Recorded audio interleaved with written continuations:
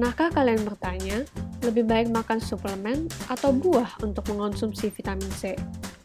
Pada percobaan kali ini, kita akan dapat mencari tahu kadar vitamin C dari buah dan suplemen. Yuk! Tujuan percobaan ini adalah membandingkan harga buah dan suplemen yang mengandung vitamin C, menghitung persentase kegagalan percobaan, menjelaskan prinsip pada pipet, menjelaskan cara kerja pipet, melakukan percobaan pengujian adanya vitamin C pada beberapa buah, menyebutkan kandungan vitamin C yang terdapat pada buah. Ini merupakan beberapa hal yang harus kalian ketahui sebelum melakukan percobaan.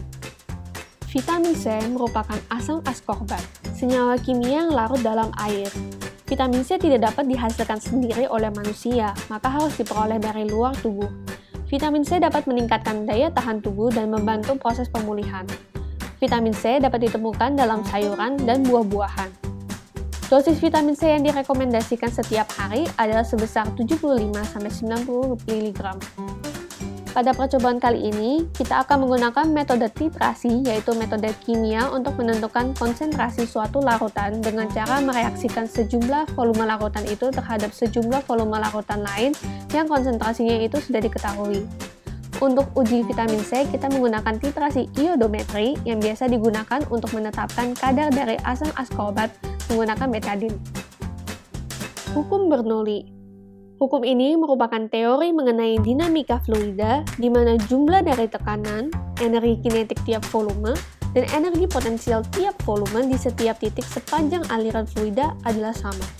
Ketentuan hukum Bernoulli adalah fluida tidak dapat dimaparkan, tidak memiliki viskositas, aliran fluida tetap, aliran berjenis laminar, dan tidak ada energi yang hilang karena gesekan atau turbulensi, dan tidak ada transfer energi kalor. Rumus hukum Bernoulli dapat dinyatakan sebagai berikut. Konsep ini dapat ditemukan dalam kehidupan sehari-hari dengan salah satunya pada cara kerja pipet. Pipet merupakan alat laboratorium yang digunakan untuk mengambil cairan dalam skala tetesan kecil. Pipet yang digunakan pada percobaan merupakan pipet tetes. Pipet menerapkan konsep Bernoulli dengan aliran fluida dari tekanan yang tinggi ke tekanan yang rendah. Statistika. Statistika merupakan metode matematika yang digunakan untuk mengumpulkan, menganalisis, dan mengambil kesimpulan dari sebuah kumpulan data. Statistika dibagi menjadi statistika deskriptif dan inferensial. Statistika deskriptif terdiri dari mean atau rata-rata, median, modus, varians, dan simpangan baku. Namun, pada percobaan ini, kita akan hanya menggunakan mean, varians, dan simpangan baku. Rumus statistika deskriptif sebagai berikut. Distribusi binomial merupakan salah satu macam dari statistika inferensial yang mengelola data diskrit. Distribusi binomial hanya digunakan ketika terdapat dua macam kemungkinan, yaitu berhasil atau gagal. Pada percobaan ini, kita membutuhkan gelas kimia, pipet tetes, pengaduk, blender, kantung plastik, saringan, betadin, vitasimin, air, dan 3 macam buah. Pada percobaan kami menggunakan jeruk, jambu biji, dan pir. Langkah kerja. Pertama, siapkan seluruh alat dan bahan.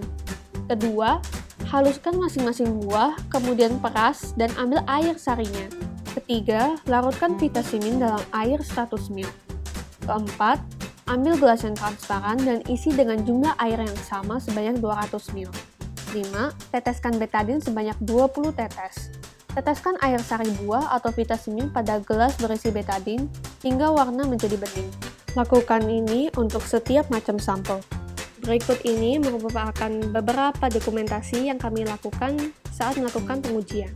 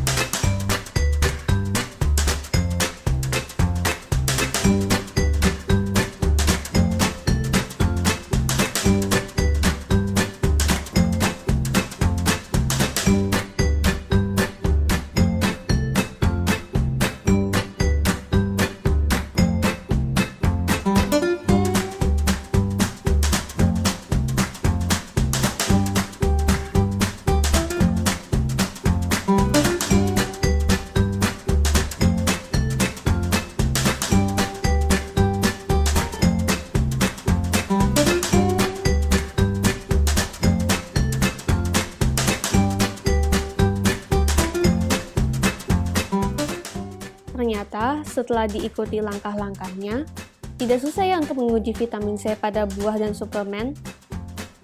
Pembahasan. Dari percobaan, diketahui semakin banyak jumlah tetes sampel yang dibutuhkan untuk merubah warna betadine, semakin kecil kadar vitamin C pada sampel. Persentase kadar vitamin C pada buah atau suplemen dapat dihitung dengan jumlah tetesan betadine dibagi dengan jumlah tetesan sampel yang dibutuhkan untuk merubah warna betadine menjadi warna bening, lalu dikalikan dengan 100%. Diperoleh kadar vitamin C tertinggi dari jambu sebesar 1,78%, diikuti oleh jeruk sebesar 0,12%, lalu pir yang terendah sebesar 0,08%. Didapatkan suplemen memiliki kadar sebesar 1,05%. Dari percobaan sebanyak 19 kali, diperoleh kemungkinan keberhasilan sebesar 63% dan kegagalan sebesar 37%. Kesimpulan, pengujian vitamin C dapat dilakukan dengan titrasi iodometri menggunakan betadine atau iodin untuk mendeteksikan asam askorbat. Walau suplemen memiliki kadar vitamin C yang relatif tinggi, dianjurkan untuk mengonsumsi buah dan mengambil suplemen jika diresepkan oleh dokter.